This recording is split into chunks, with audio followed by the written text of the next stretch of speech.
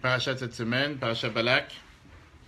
Et aujourd'hui, on va voir ce sujet. Comment se fait-il que notre très cher Balak, et à la place de maudire, il a béni le peuple juif? C'est très intéressant parce que la Torah, elle vient et te dit comme quoi, plein de fois dans la vie, tu peux penser qu'il y a quelque chose de mal, quelque chose de négatif, et en réalité, c'est quelque chose de positif. Mais forcément, au départ, ça a l'air quelque chose de noir, quelque chose de mal, quelque chose de négatif. Tu ne peux pas t'imaginer que ça va être quelque chose de positif. Et ce qui est bizarre, c'est qu'à plusieurs reprises, Balak a demandé à Bilam, viens maudire, et à la place de maudire, il a fini par bénir. Ce qu'on va voir aujourd'hui, c'est un discours du Rabbi très intéressant, qui te dit comment se fait-il que dans la vie, on a tellement d'épreuves, on a tellement de difficultés, tellement de souffrances parfois. Comment tu peux être sûr que des fois, par un mal, vient un bien? Et en règle générale, c'est une question qu'il y a dans la vie de tous les jours, parce que chacun il a des difficultés. Il y a des gens qui ont, par exemple, des fois des difficultés à fonder une famille, des gens qui ont des difficultés à avoir des enfants, des gens qui ont des difficultés pour le travail. Et une des bases dans la religion, c'est qu'il n'y a rien de mal qui descend de Dieu.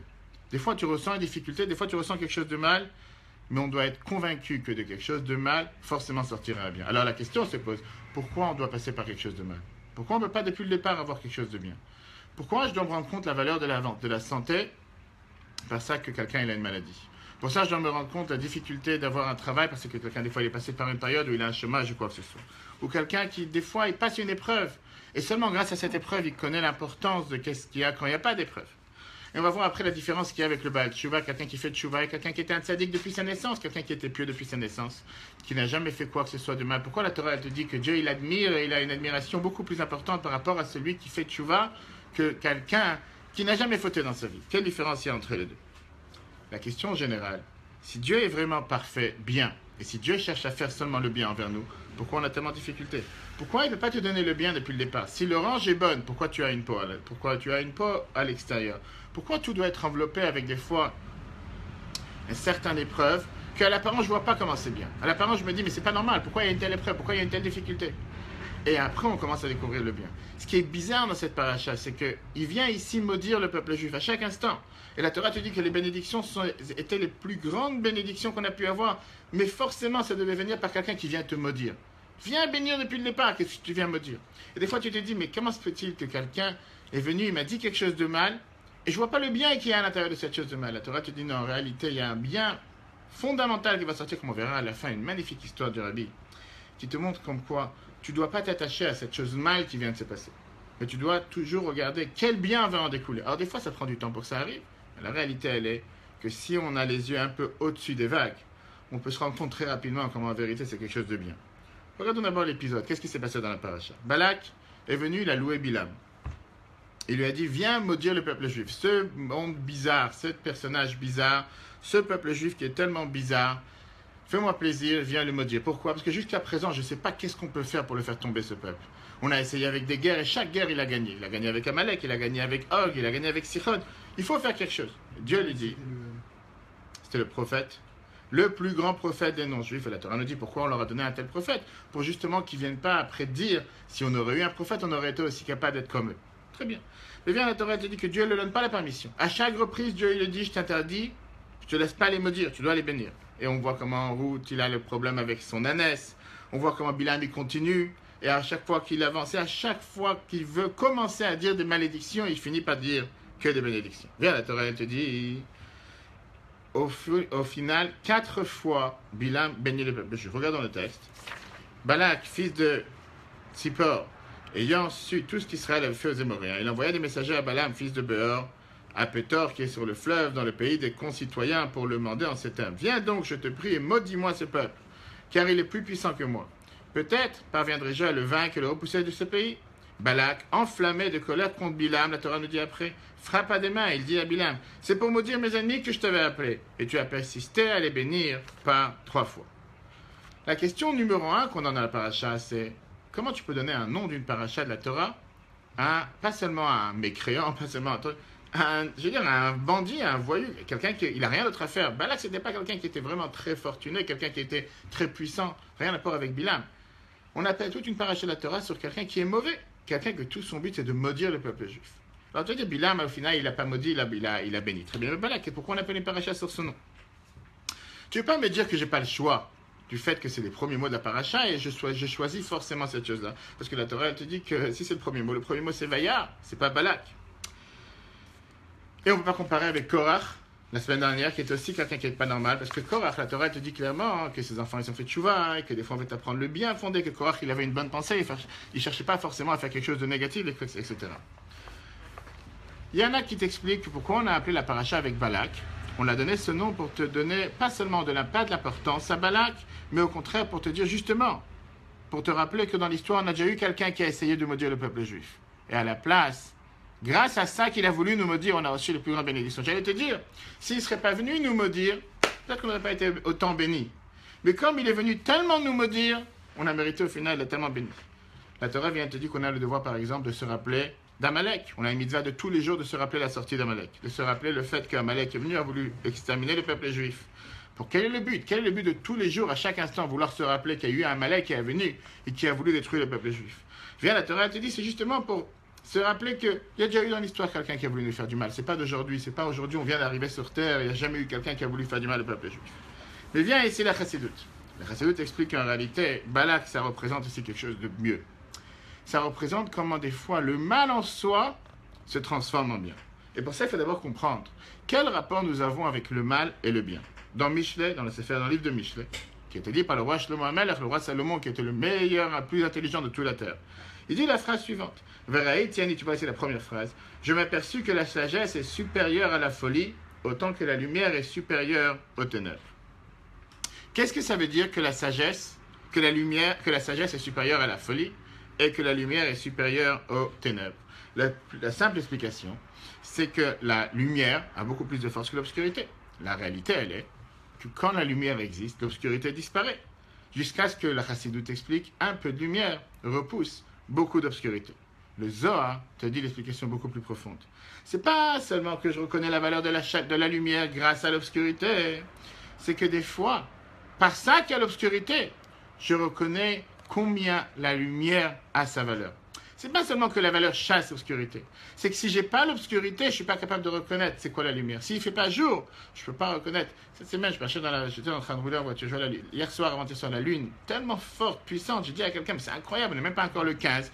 Et tu vois cette lune qui tape et tu peux lire un livre, vraiment comme si c'est la plus grande lumière, le plus grand LED qui existe. La Torah vient et te dit que c'est pas seulement que tu donnes de la valeur à la lumière par ça qu'il y a l'obscurité. Si tu as une lumière dans une chambre où il fait jour, une lampe, tu allumes une bougie, ça n'a pas tellement d'importance. Par contre, quand il fait noir, quand il n'y a pas d'obscurité, quand il y a par exemple une coupure d'électricité ou quoi que ce soit, à ce moment-là, c'est sûr que même une petite allumette a une énorme importance. Mais vient ici l'explication que la Chassidoute te donne, qui est beaucoup plus profonde, qui est que quand tu prends l'obscurité même et tu transformes cette obscurité en lumière, à ce moment-là, la lumière est beaucoup plus forte. Pas juste que la lumière est plus forte de l'obscurité, parce que s'il n'y aurait pas eu l'obscurité, je n'aurais pas connu la valeur de la lumière. Mais beaucoup plus important que ça. Des fois, tu prends l'obscurité, on va voir plusieurs exemples. Des fois, tu prends l'obscurité en soi et tu la transformes en lumière.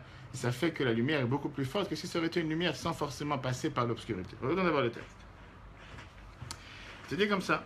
Je m'aperçus que la sagesse est supérieure à la folie. De la sottise elle-même arrive au bénéfice de la sagesse.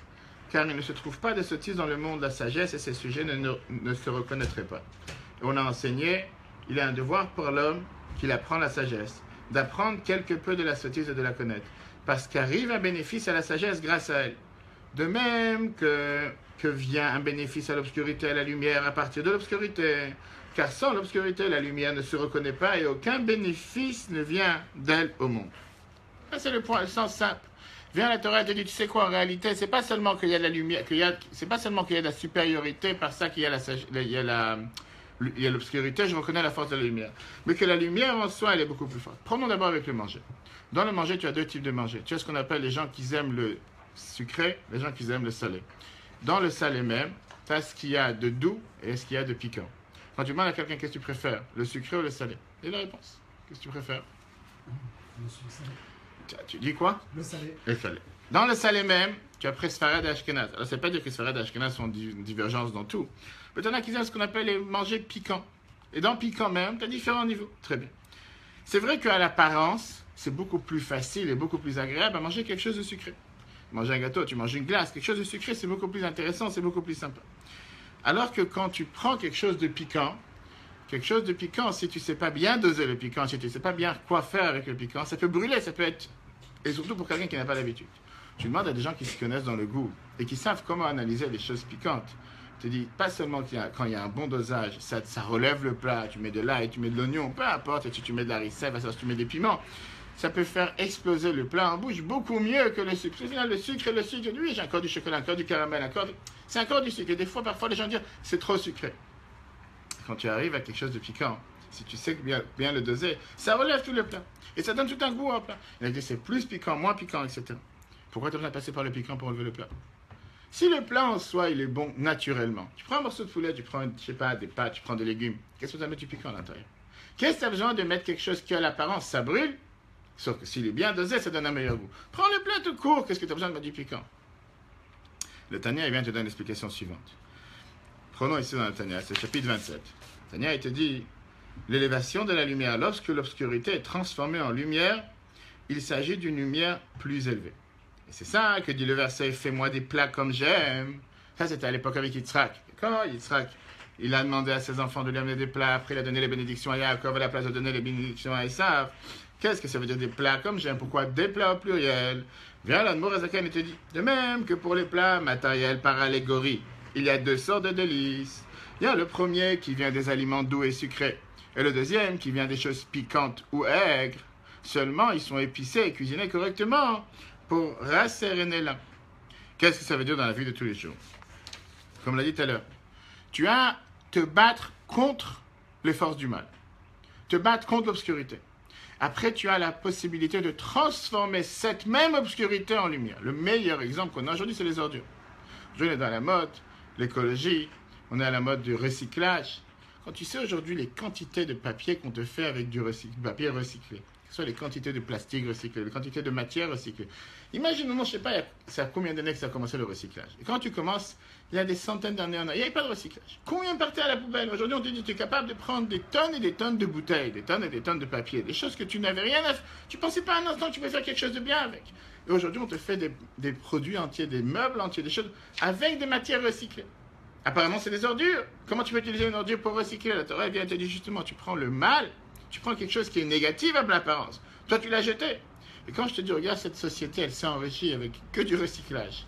C'est quelqu'un qui l'a investi dans le recyclage, que ce soit le papier, que ce soit le plastique, que ce soit quoi que ce soit. Toi, tu te dis, qu'est-ce que j'étais bête. Pendant un an, j'ai jeté, je sais pas, 300 tonnes d'ordures.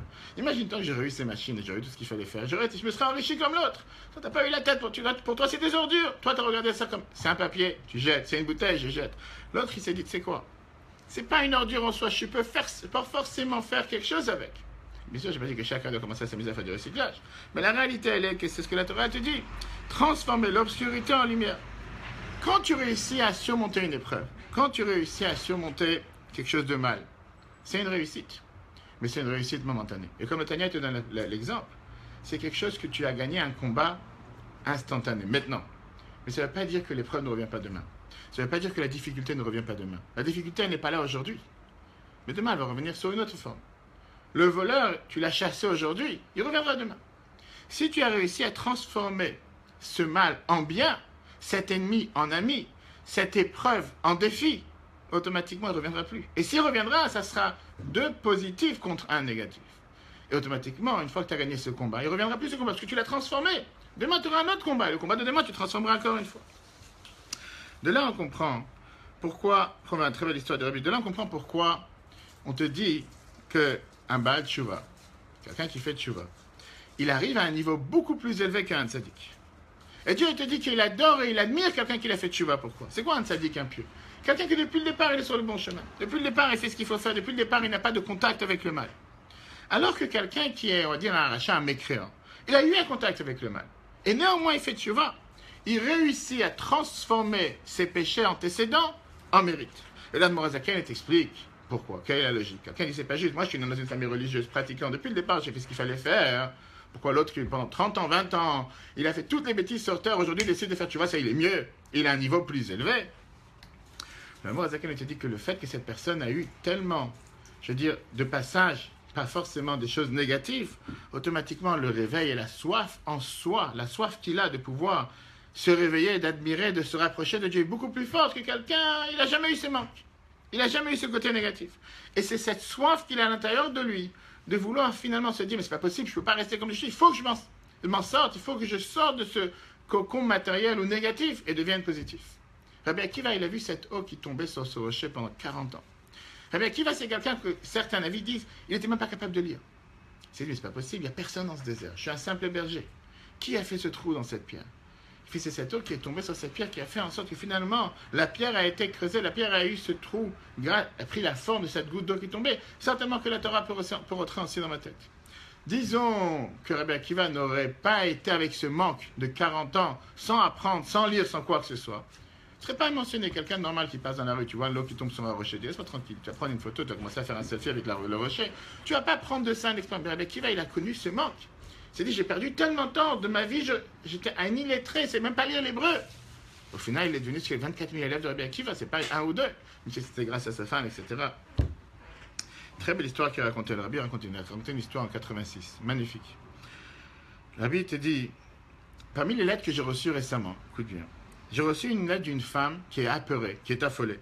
Qu'est-ce qui s'est passé, le Rabbi dit? La femme écrit dans la lettre que quelqu'un lui a écrit cette lettre en lui disant que je te demande d'écrire 10 copies et de les envoyer à 10 personnes. Et grâce à ça, tu auras tel et tel mérite. Quoi? Le Rabbi lui dit comme ça. Si la personne lui raconte au Rabbi en lui disant que si jamais tu fais ce que je t'ai demandé, tu vas être béni. Et si tu ne vas pas envoyer la lettre à 10 personnes comme je t'ai écrit, va savoir qu'est-ce que l'autre il voulait. Va savoir qu'est-ce qui peut t'arriver, les plus grandes malédictions sur terre. Et le Rabbi dit, le sens de cette lettre que la femme a reçue est plein de bêtises. La personne qui a signé la lettre n'a pas signé avec son vrai nom. Et elle n'a pas non plus son adresse. Néanmoins, cette femme a reçu elle a eu peur. Elle a été affolée, elle a reçu cette lettre en se disant, mais qu'est-ce qui va m'arriver? Elle me demande à moi, le Rabbi dit, elle me demande, est-ce que ça vaut la peine qu'elle fasse attention à suivre les ordres de cet inconnu, de cet anonyme? De peur, elle va savoir qu'est-ce qui peut lui arriver. Moi, je lui ai dit, déchire la lettre pour aller à la poubelle. Pense pas un instant, cette lettre, ça n'a pas de sens. Le Rabbi continue à parler en disant la chose suivante. Après, j'ai commencé à réfléchir. Et moi, je me suis dit, pourquoi on m'a fait savoir un tel épisode? Pourquoi cette femme a envoyé cette lettre en me disant que, etc. Jusqu'à ce que je me suis dit que de chaque chose, il faut prendre un enseignement positif pour l'Akdusha, pour le bien. Et donc, de faire savoir à tous les Juifs l'importance d'attendre que ma chair doit arriver. Comment? Parce que chacun va envoyer une lettre à 10 Juifs en leur disant de faire une copie et d'envoyer à 10 Juifs pour faire savoir à tout le peuple juif qu'il y a une importance d'attendre que ma chair arrive.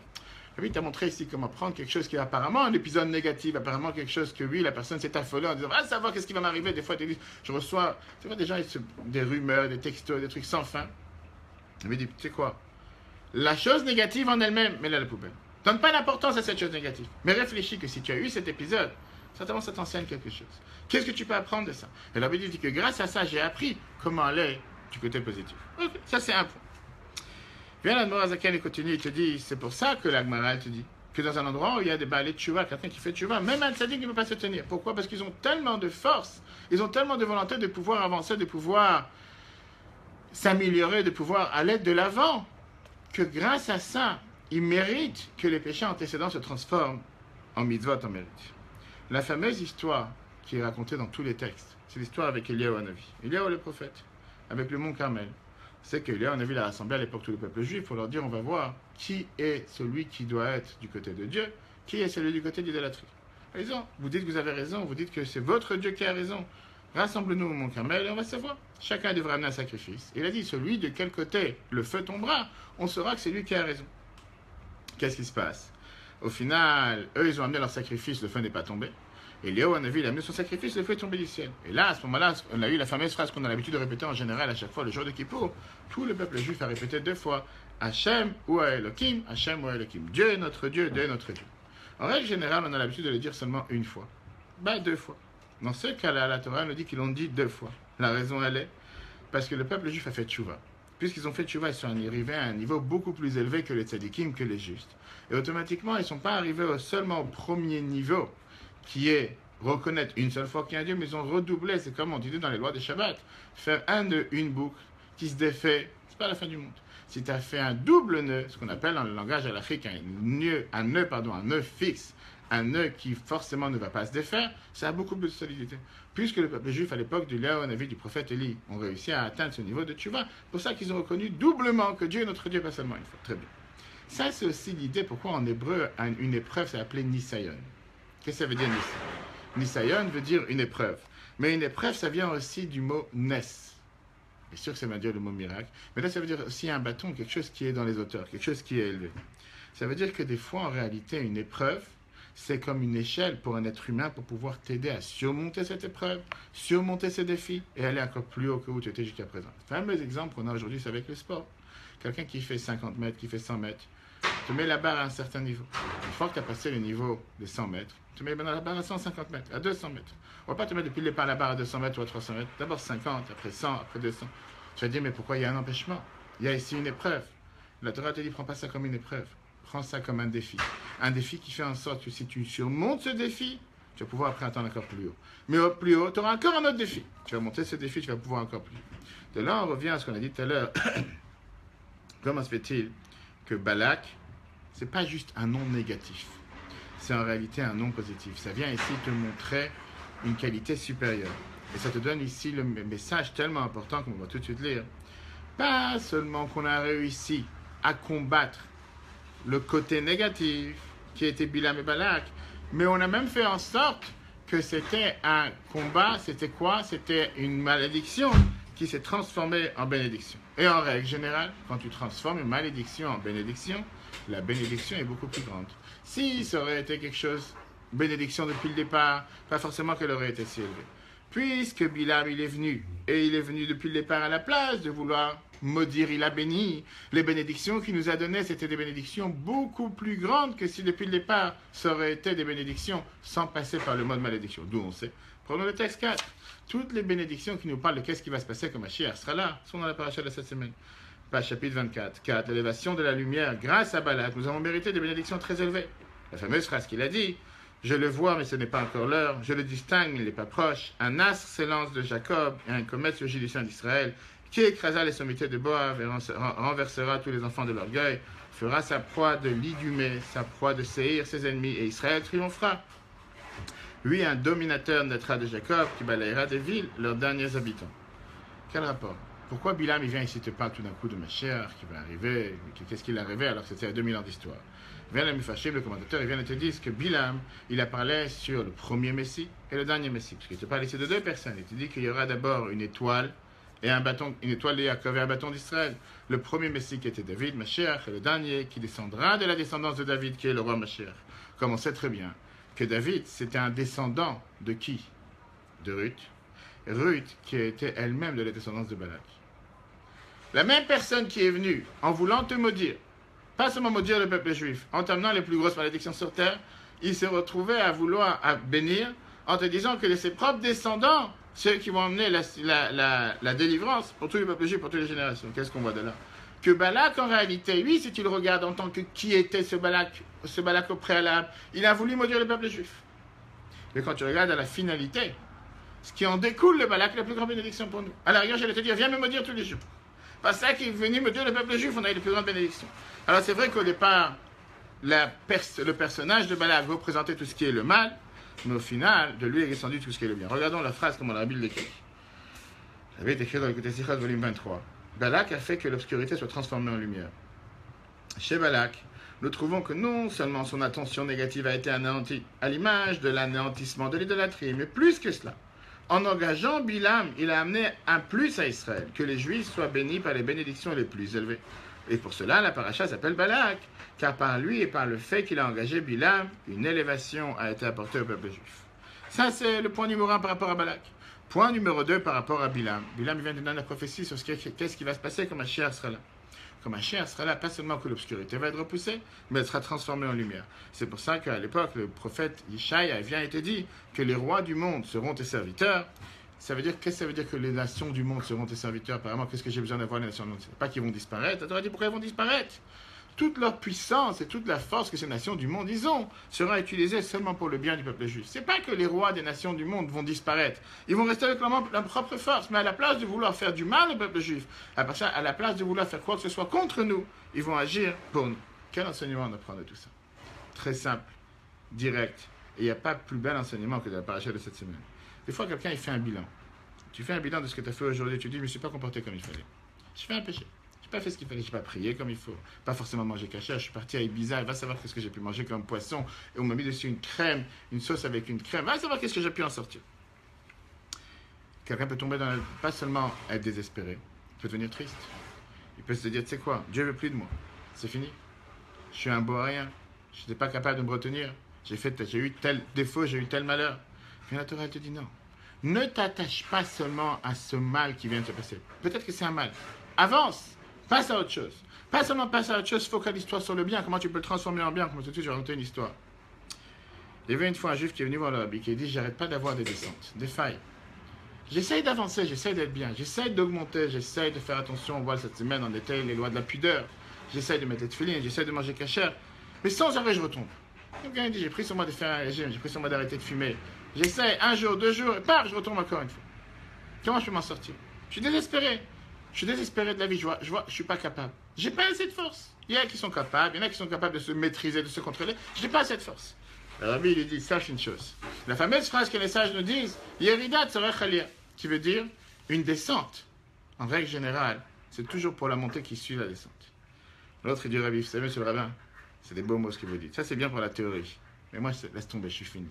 J'ai déjà essayé quelle descente. À chaque fois, j'arrête pas de tomber, à chaque fois, j'arrive pas à remonter. Et même si je remonte une fois. Le rabbi lui dit: tu vois la table qui nous sépare entre nous deux, on est assis ici dans le bureau, la danse privée avec le rabbi. Tu vois cette table qui nous sépare, saute sur la table. C'est une table, j'aurais des livres, saute sur la table. Ce juif, il essaye de vouloir sauter. C'est dit, il prend les choses à la lettre, il saute sur la table. Et donc, il commence à faire quelques pas en arrière pour sauter sur la table. Alors, le rabbi, il arrête. Le rabbi dit: pourquoi tu as fait des pas en arrière? Alors l'autre, il lui dit: écoutez, je ne peux pas monter sur la table. Ici, je suis assis devant la table. Il faut d'abord que je fasse quelques pas en arrière pour pouvoir remonter. Et tu vois, des fois dans la vie, pour avancer plus loin, il faut faire quelques marches arrière. Des fois dans la vie de tous les jours, il faut savoir descendre pour pouvoir remonter. Ça ne veut pas dire qu'on cherche la descente. Mais quand quelqu'un il a eu une descente, ne te focalise pas sur la descente en soi. La descente, elle est passée, elle est finie, c'est fini, tu as perdu la descente. Focalise-toi sur ce qui vient après. Et des fois, tu dois prendre un élan pour pouvoir aller plus haut. Quand des fois on voit un juif, à l'apparence, il t'a l'air comme quelqu'un qui est totalement athée.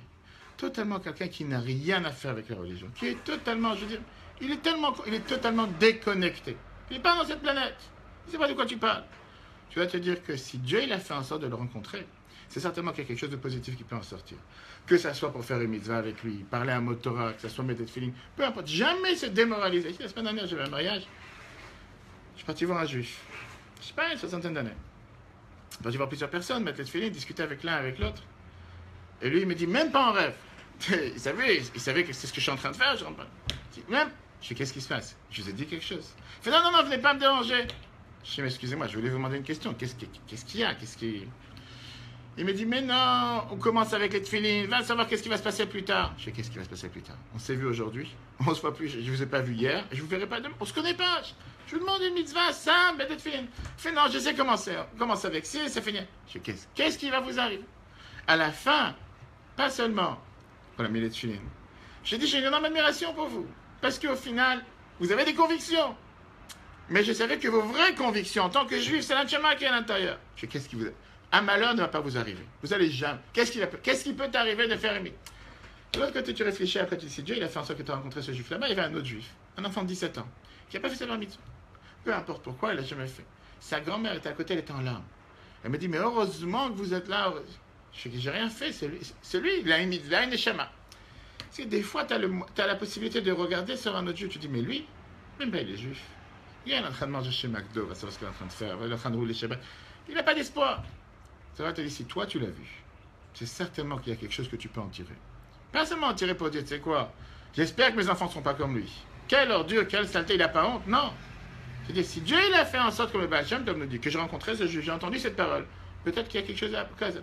Peut-être aller le voir avec un sourire, avec chaleur. Peut-être juste lui montrer, lui expliquer, peut-être lui proposer de faire une mitzvah, peu importe laquelle, une prière, une pièce dans la zaka, une pièce de tefilin, quelque chose. Et tu ne peux jamais savoir où ça peut emmener. Très belle histoire, une histoire très riche, avec ça on termine. Il y avait un juif à New York qui avait l'habitude de faire du business. Il s'appelait le Rav Nemes, et son business, c'était un business toujours, je ne sais pas, il voyageait dans plusieurs endroits. Et une fois, il est parti voir un juif qui habitait à 2 heures, 3 heures de train. Et il a voulu faire un certain business avec lui. La personne pas forcément été intéressée. À la fin, il a réussi à faire du business avec lui. Et il s'est dit, il va essayer de lui demander: est-ce qu'il veut mettre de tefilin? Est-ce qu'il veut faire Shabbat? Il a dit: regarde, on fait du business ensemble. Moi, j'ai envie de faire du business avec quelqu'un qui au moins il fait Shabbat, quelque chose. L'autre a dit: mais de quoi Shabbat? Tu parles de quoi? Shabbat, j'ai jamais fait Shabbat dans ma vie. Shabbat ne m'intéresse pas ni quoi que ce soit. Il a dit, écoute, sinon on ne pourra pas travailler ensemble, c'est difficile, je ne peux pas travailler avec un juif qui travaille Shabbat, etc. Comme il rentre à New York, à chaque fois il écrivait au rabbi ce qu'il a fait dans ses rencontres. Donc il écrit au rabbi, il dit, voilà ce que il me rencontre aujourd'hui, je passe à 2 heures, 3 heures de train, je parlais avec ce juif, et malheureusement ce juif ne veut pas forcément faire Shabbat, je ne sais pas, bon. Le secrétaire du rabbi le rappelle, et il lui dit, écoute, essaie de lui proposer Kashrut. Shabbat, peut-être qu'il n'est pas encore prêt, il n'a pas encore cette volonté de vouloir faire 24 heures. Mais Kashrut, c'est peut-être plus facile. Donc il va le revoir, et il lui dit, tu sais quoi, peut-être que Kasher, ça te parle. J'ai envie de travailler avec un juif qui se comporte vraiment comme, au moins faire une mitzvah, quelque chose. L'autre dit, mais tu rigoles. Kashrut, où tu veux, je suis dans Pennsylvanie, j'étais à 2 à 3 heures de New York. Où tu veux que je mange kasher ici? Il n'y a même pas où, même pas un restaurant. On ne va pas ici dans un endroit où tu as tout en bas de la maison, il faut juste faire un appel. Il n'y a rien, ça ne m'intéresse pas. Il a laissé tomber l'affaire. 1 an et demi, 2 ans après, quelques temps après, sa femme décède de cette personne-là. Alors ce juif qui était en contact avec lui pour les affaires, il a dit, tu sais quoi, c'est une bonne opportunité d'aller le voir. Consolation des endeuillés. Donc il va aller voir. Et il lui dit, écoute, peut-être prends du mitzvah pour le mérite de ta femme. Tu sais, on avait parlé il y a quelques temps à Kashrut. Il fait, écoute, aujourd'hui, sa femme a disparu. Qui c'est qui a préparé à manger? Il fait, si à l'époque c'était tellement difficile, aujourd'hui, j'ai même personne qui a préparé à manger. Et j'ai dit, tu sais quoi, t'as aucun problème. Moi, je préparais à manger pour toi. En 2 mois, à l'époque, il y avait un traiteur kasher à New York, on parle dans les années 50, ou un magasin qui vendait des plats kasher ou quoi que ce soit. Fais-moi 1 fois par semaine, je vais passer la commande, je t'envoie la commande pour la semaine. Je vais te l'amener moi-même. Tous les jeudis, je prends le train, 2-3 heures de train, je vais t'amener la commande pour la semaine, tu auras des plats prêts, à part les légumes, etc. Et comme ça, tu auras de quoi manger kasher. La personne a dit, si ça te fait plaisir, si ça ne me dérange pas, si tu penses que grâce à ça, je vais être un meilleur juif, je vais faire quelque chose de positif, pourquoi pas. Et il avance. Il commence le premier jeudi. Il prend sa commande, pas seulement qu'il paye alors. Il raconte comme quoi, à l'époque, ça lui coûtait 40-50 $ pour commander des plats pour la semaine. Aujourd'hui, c'est peut-être un repas ou 2. À l'époque, c'était pour toute la semaine. Il prenait le train. Il allait 2 heures, 3 heures de train. Juste à ce qu'il arrive chez lui, il déposait les plats. Bonjour, au revoir. On ne parle pas de tefillin. Et tous les semaines, semaine après semaine, il appelait les plats. Et l'autre ne se posait pas la question. Il dit comment il a payé. Tout.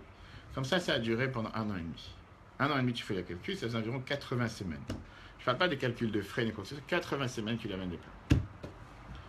Après 1 an et demi, quand il arrive, une fois il a amené les plats, il était garanti que l'autre est en train de les manger, qu'il est content, etc. L'autre, il lui dit, mon cher ami, arrête d'amener les plats, ça ne sert à rien. Il fait pourquoi? C'est parce que, je sais pas, ils sont pas terribles, il manque du sel, il manque du poivre. Je te dis la vérité, depuis que tu les amènes, j'ai rien voulu te dire, mais je les jette, je donne au chien. Je n'ai pas besoin. Alors c'est sûr que quelqu'un de normal, c'est quoi, pas seulement tu lui mets une claque et lui dis, mais tu me prends pour un fou. Depuis 1 an et demi, les dépenses, le temps, je commande, j'étais sûr que moi je fais une mitzvah quelque chose, je suis en train de nourrir ton chien, j'ai rien d'autre à faire. Et arrêtez de venir, c'est ça, je ne vais pas continuer à amener des plats pour ton chien, tu me dis, t'en veux pas, t'en manges pas, je peux pas besoin. Mais il était brisé. Mais rappelle-toi que il avait dit au départ, continue avec la kashrut. Il était brisé, il n'a pas continué. Quelques temps plus tard, je ne sais pas combien d'années exactement, à l'époque, à New York, et jusqu'à aujourd'hui ça se fait, il y avait ce qu'on appelle la réunion des étudiants. Vous savez, il y a des étudiants de différentes universités d'Amérique qui viennent pour un Shabbat, pour un week-end, pour rencontrer des familles religieuses, pour rencontrer c'est quoi un Shabbat, comment j'ai caché et tout. Dieu a fait que dans sa maison, il reçoit une quinzaine d'étudiants qui viennent manger pour vendredi soir. Parmi ces étudiants, il y a un étudiant qui est totalement athée, laïque, il a l'air vraiment de... Je ne sais pas d'où il sort, et il est assis à table. Et donc, il passe un tour de table à chaque fois à ceux qui sont invités. Il lui dit, alors, toi, d'où tu viens, d'où tu sors, pourquoi tu es venu à ce Shabbaton qui est appelé, qu'est-ce que tu es venu faire ici? L'étudiant dit la chose suivante.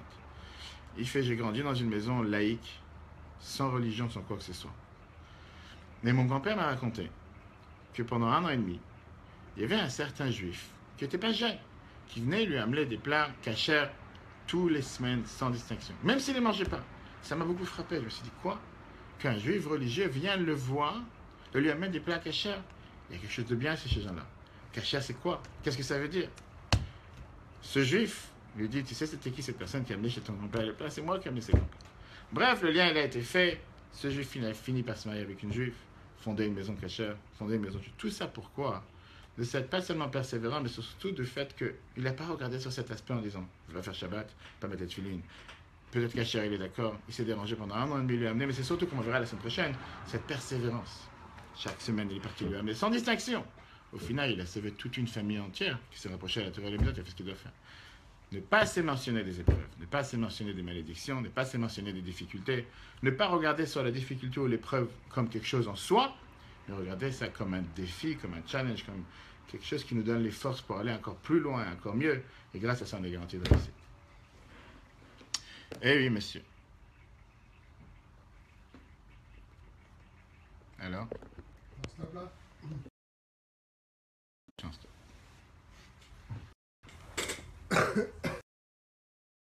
Ah, ou t'envoies ça sur Facebook?